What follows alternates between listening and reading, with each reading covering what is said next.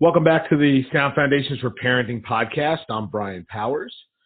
And in today's episode, Darren is back with Gayle Moyers, a good friend of ours, expert when it comes to learning, education, parenting.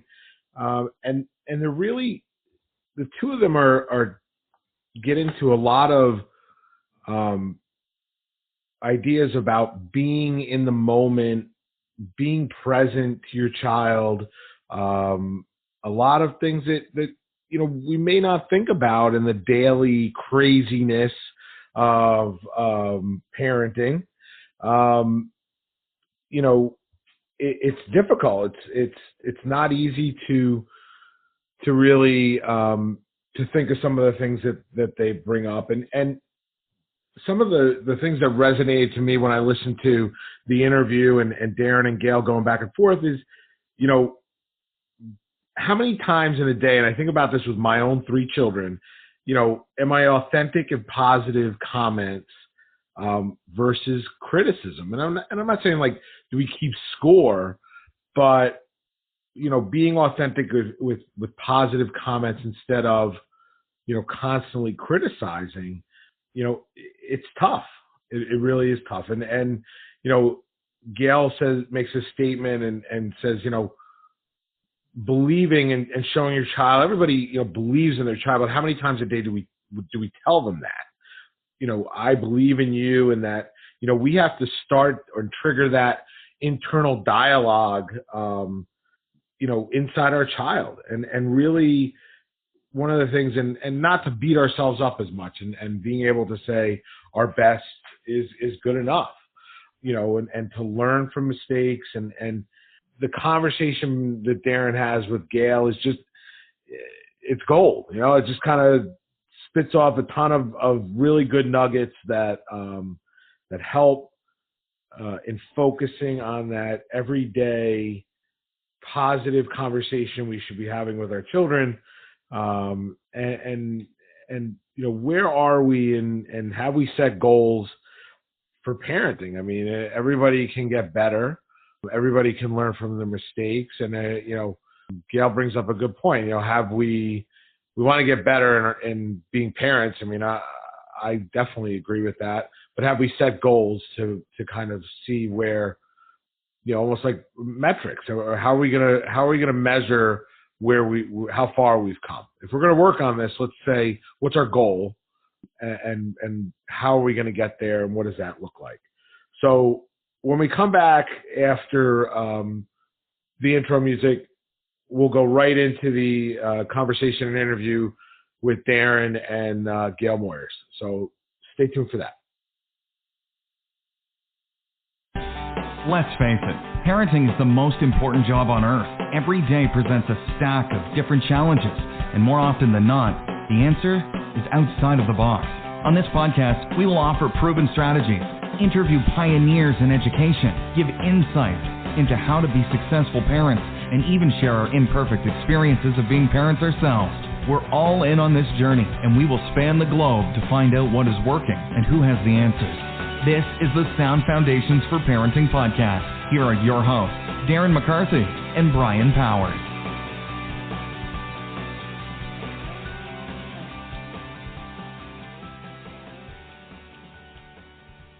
They all want to make a difference, but they've talked themselves into the fact that they can't. So we have the problem of making their thinking, let's put their thinking in order. And yes, and that's what I wanted to talk about tonight. Okay. And I still like the idea of, you can make a difference, or you want to make a difference, but you don't know how or why. And so they're just some very simple truths. And what message are we giving our children when it's constant criticism? Can you count how many times in a day you give a very authentic, positive response? Like, I really like the way you said thank you. I appreciate that. Well, in a non-condescending way. Right. What you want you want your voice and your living and your food, your food, your thoughts, your expressions to your children, to overwhelm them with, I believe in you. And at this point, we could give the story about a mother who had a son in third grade, and he wasn't reading yet. And she was so overwhelmed that she didn't want to worry about it.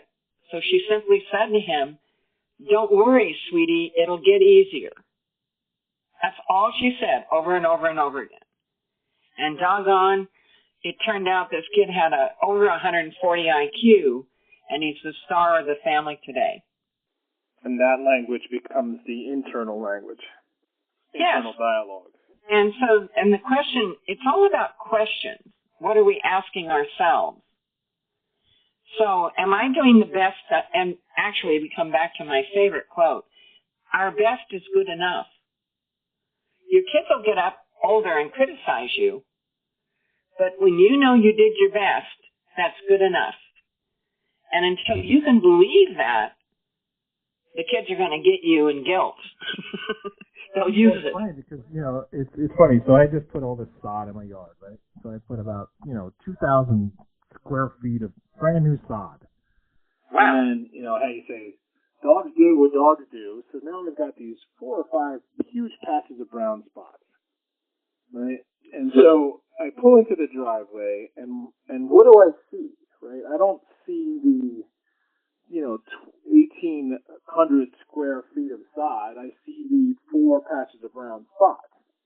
And I think that's the same thing that we see when we see our kids. We don't see the whole child. We don't see how they interact and how they play and how their language and all these other things. We just see he's not behaving well, or he's not doing what I'm asking to do, or she's not, eating right. And, you kind of I think you have a tendency to kind of hone in on the things on the brown spots. Yeah. And it has to be with the heart of the parent. When we get our heart in the right place, we'll know how to do the right thing. We'll have the intuition. Only if we can self-monitor, self-assess. And that's where I think sometimes a questionnaire, if you open up the thinking and make a questionnaire available, and then you do the next call, they've done this questionnaire. And it's really, what are your strengths? How many times a day do you think you give a positive comment to your child that's authentic versus criticism? Yeah. Are you hearing more critical statements or more complimentary statements? And really, you remember Nick. He came into that center literally a curmudgeon. And the rule was, your best is good enough, and we must always show respect. I just didn't let him decide what respect was. I said, I'll be the king of that one. And in 3 weeks, reading scores went up 3 years. Spelling went up 1 year in 3 weeks. And it's in the book. It's in the Learning Ears book, his story. But we have to make it simple and something that, like you said, you have to take an assessment on yourself, but they don't know what questions to ask. I think that's the key to the whole thing. Well, you step back, right? So there's a scenario now, and you probably don't witness this too much, but like on Facebook, for example, or any social media really, You can create what looks like the absolute ideal, life. It's kind of like what they used to do with models, where they, everybody looks skinny, everybody's fantastic, and so you can literally create this life that's idyllic, and it's not real. And you get so many, you get all this feedback, and so many likes, and I love it, and there's all this kind of surreal, not realistic stuff. So I think it's fake. It's fake. In time you start to believe it. It's like, I got, I have 4,000 likes on this picture of my beautiful baby, baby boy, and the truth of the matter is he hasn't slept well or had, eaten well or some of those basic principles. And that's why I was talking about being true. So like, let's just, if you want a complete child, you got to be real about what you're dealing with. And it gets ugly. And I've heard you have conversations with parents where it kind of gets ugly, right? Oh yeah. And the problem that we are confronted with is if the parent isn't listening, then there's no message to relate.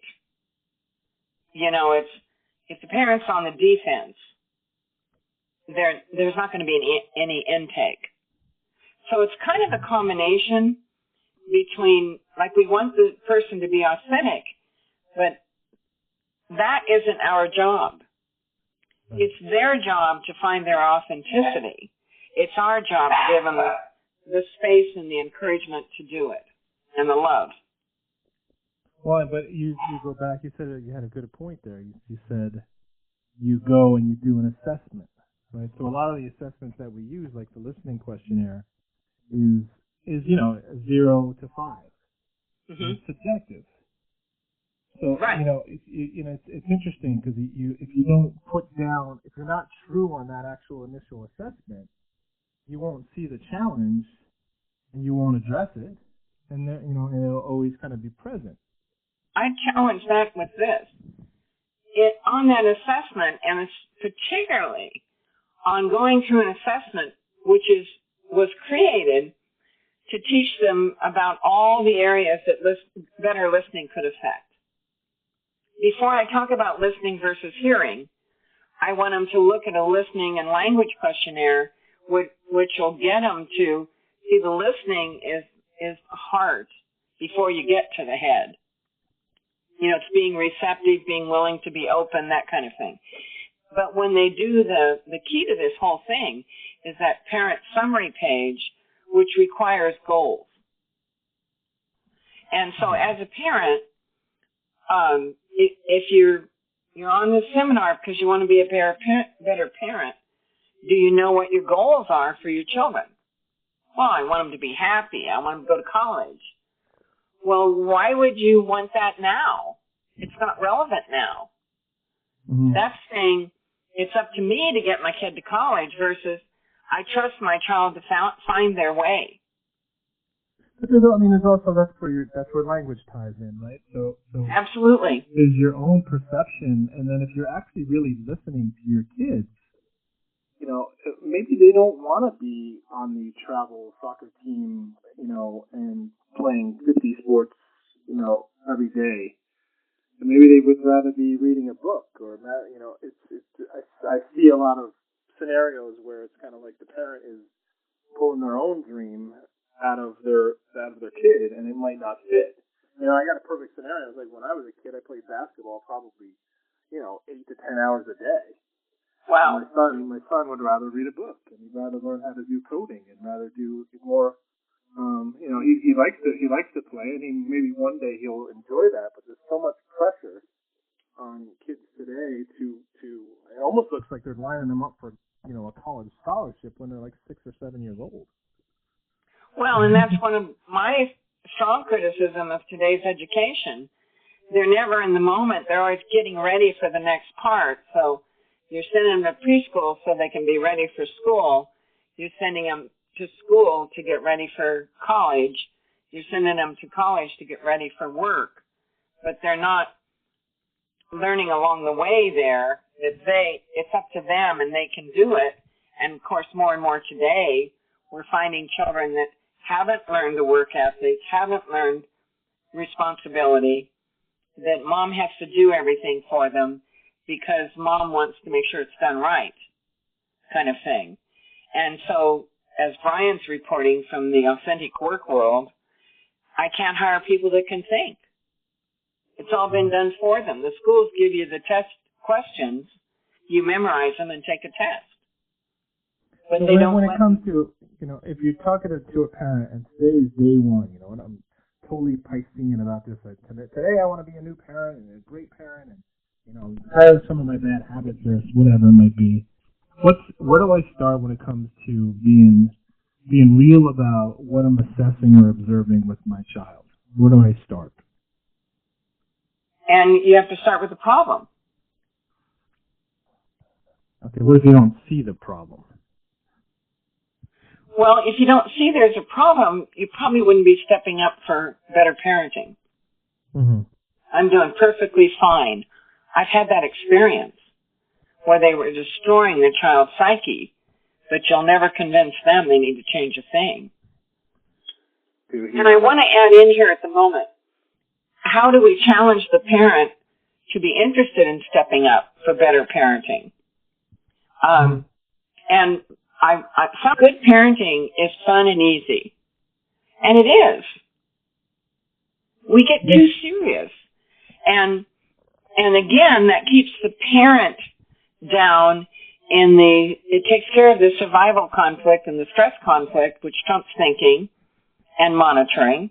And it gets you into that love, heart, what we call the limbic system, which is the mortar between the bricks, according to the children here. Isn't that when, I just had a 1-week vacation with my both kids, and we played, we did a lot of stuff, and we did it all together, and the place we stayed was like 600 square feet with no TV, and it was like we were at, at the Wasn't beach. That perfect? Oh, and what happens is when you talk about like being clear about what you're observing, is you're in the sandpit with the kid. Yeah, So you're in the moment. You see how moment. they're moving, you see how well grounded they are or aren't, you see how they communicate. And I think that's probably the biggest place to start, is be in the moment. Yes. Be here now. Be here now. That's because you can't observe if you're not here, right? Yeah. If you're, if you're texting or if you're online or if you're still working, whatever you might be doing, if you're not present, you can't observe. Talk about the be here now. That could apply to this seminar, because one of the things I want to make sure we get in is the reason you're good at what you do is you've never stopped learning. You've acquired knowledge, you've acquired experience, and you have expertise. Knowledge, experience, and expertise. The problem with parenting is your experience is in the here and now, and there's no book, there's no blueprint. And the knowledge is you're overwhelmed. I have to change 5 foods he's eating and he won't bite on a thing anymore, that kind of thing. You have to give them permission to be lost. But their job is to keep learning, lifelong learning as a parent and a mother, even after they leave home. And a father. Right, absolutely right. Yeah, and constant. You have to be valuable. Mm-hmm. And sometimes being valuable is being quiet. Good point. Because when we're quiet, we're giving a better message about, I know you can figure this out for yourself. And the other thing is give them a chance to fail. You learn by failure. Right. Mistakes are fine. The mistake is when we don't learn from our mistakes. You have to say, well, what lesson is this? And the child can learn to model that behavior when he sees it. You make a mistake. You don't beat yourself up. You say, it's like in bridge, they mess up a hand. I always say, well, that was a learning hand. And you can just say, well, that was a learning lesson. They used to say to me, life is a rough draft. Yes. And I said to Jolie a couple of years back, maybe 4, she was asking about something, and I said, I really believe we keep getting the lessons we need until we learn them. Then we move forward. If we're stuck on something, we're not getting the lesson. Well, that's psychology 101, right? If you don't deal with it, it'll always come back in a different form. Yeah. And that's why getting a divorce isn't usually a solution, because you don't know why the marriage didn't work. Right, and you just keep repeating yourself in another marriage. That's a whole topic for a different day, right? Yeah, but I think the main thing for the parent, when I'm starting someone in bridge and they're terrified, or if parents are stuck, I can't make them behave, is, behavior is fun and easy. I mean, look at what I did with that curmudgeon kid. I played him along, but I let him express himself, and I let him buy into it and him make the decision. He didn't have to come. He didn't like classical music. Let me ask you this question. So a lot of times one of the biggest behavior issues with younger kids is attention seeking, right? So they got to have it like they got to have water. I mean, isn't attention seeking basically saying, be here with me now, parent, mom, dad, be with me now? And you have to, again, when you're taking your inventory, when my child connects to me, what's the antecedent? Is it him doing his jobs and I'm complimenting him? Him doing his jobs without me nudging him? Or is it I never notice him till he's naughty? Mm-hmm. So then I give him naughty attention, but he got his attention, so he's in charge. And we've reinforced bad behavior. So you've got to leave out what you don't want and notice what you do want. Right. Yeah. You have to be patient about that, and they need to know what the rules are. Remember when we taught timeouts? The reason that timeouts worked in our discipline process at the Learning Center was we showed them what a good timeout was and what a good timeout wasn't. Am I doing a good timeout now? Am I doing a good timeout now? You know, am I up and down and not sitting in my place thinking? This kind of thing. And I remember when we had that training, he was adamant about that. If you want them to learn something, you have to show them what it is and what it isn't. Mm-hmm. And you could take them to the store and say, let's see who can find 20 healthy foods first. And the rule is they can't have over 10 grams of sugar. And they'll go around reading the labels and they, okay, I got one, and you write it down on your back of your grocery list or whatever. But well, it's interesting, you know, because when I said to you, almost every day when I'm with my kids, I make up these games, right? Uh-huh. So, you know, the other day it was, I think last night they were playing Can You Do This? So my daughter has this thing where she can lift one arm down and leave the other one down. Uh-huh. And then there's the three of us were sitting there, and I said, can you wiggle your ears? And then we just kind of went around and just kind of, and it turns out that we call them talents, things that one of us could do this, another one couldn't do. But the whole time when you're playing these silly little games, is you're present with each other. You're connected. You're connected. You're actually observing and kind of being part of their childhood. Right. And there's no distractors. So it's funny. I'm hearing kind of a theme here. Like, not only is it be here now, it's also about mindfulness, and it's also about what you and I always talk about: peace and calm. Right. So you got to get out of fight or flight. And criticizing, even when we're playing bridge, if you criticize your partner, their game goes down.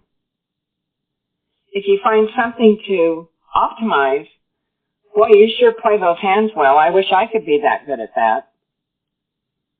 And I have somebody that got her Gold Life Masters because I told her to stop criticizing and start noticing what he's doing right and tell him. She called me up excited and said, damn, I did what you told me to and it worked. It's funny because I think criticism kind of comes from a place, a lot of times it comes from impatience. It comes from learning models. Mm-hmm. You'll find that most people that are critical were criticized when they were children. Had critical parents. Right. Yeah, and we're going to talk about behavior as a whole different component. Yeah. But and where all that stems from. But as a parent, you can teach the parent the words to say. Your best is good enough, and help them keep track of how much they're improving.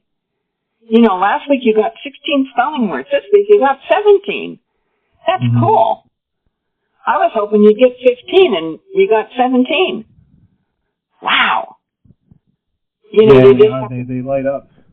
Oh, they do. And then they work harder on their spelling. Rather than the tone of voice that, and I always hated that they put check marks on their spelling test, wrong. And what I do is when they get them right, I check them like they would be missed. And I just count the check boxes right. And I let the kids see me do it. Right. And it's, yeah. Well, I mean, you have a great plan for the behavior, the game that, with the casino chips and all that good stuff. And it's always... Behavior's easy because if we were walking in their shoes, we'd be behaving exactly the same way. And the bottom line is, we can make the difference. The parent makes the difference.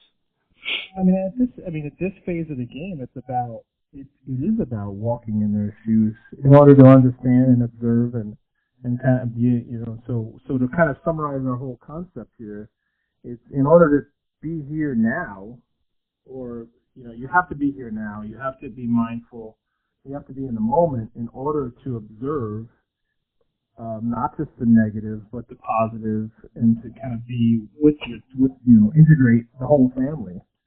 Right. And that's the place you start. And you ought to add in here, too, that when they did studies on the SATs and how they affected college success, there was absolutely no correlation between high scores on the SAT and college success, and happiness, for that matter. The one item that was consistent through college success were children that had dinner in the dining room table with the family. Mm. Yeah, and that's what you were saying about your trip. No television, play silly games together. And I remember Paul when he was 14 or so, I remember Paul saying, well, of course, I told him about this statistic. And he says, well, of course, that's where I learned to think. And they also learn listening because Finn's going to have something to say, and then Mia's going to say, but what about this? And then you have this little discussion. Your favorite one is sex. And you're there, and you start to realize that time has gone by. Your kids have this this vocabulary maybe you didn't realize. Yeah. And you're looking at each other. And I think they learn taking turns. They learn showing respect for what the other person Thanks so much for listening to this episode of the Sound Foundations for Parenting podcast with your hosts, Darren and Brian. Find them on social media and they're acknowledged Sound for who they Foundations are. for Parenting. And if you enjoyed today's episode, please leave a review and subscribe. And we'll catch you next time on the Sound Foundations for Parenting podcast. And next week we're going to talk about feet, heart, head, or the triune brain.